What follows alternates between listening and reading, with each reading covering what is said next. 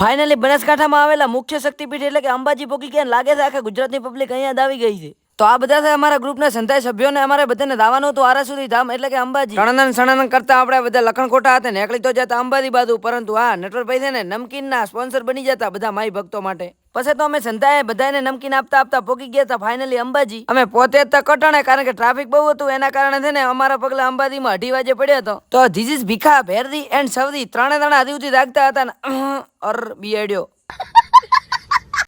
Finally દાગડધૂમ કરતા અંબાજી તો પગી ગયા, પણ ખાખીવાળા દાદા થોડા સાઈડમાં રહેવાનું કે. જય જલિયાના સેવા કેમ્પનો લાભ ઉઠાવ્યો તો નહીં કમેન્ટમાં કહેતા હતા તો ના. અહીંયા આગળ છે ને વ્લોગ થોડો વાસી થઈ ગયો છે, ખટાશ નડશે પણ વધુ નહીં, થોડું પાણી નાખતો. ભાઈ અહીંયાના નજારા એટલે તો એક નંબર ને. અમે લોકો પર્સનલ કામથી પાછળ આવ્યા હતા ત્યાં તો જુઓ પછી અમે સંતાઈ આવી ગયા જમવા. ફુદીબેન, નટવરભાઈ, કાગડા અલ્ટ્રા.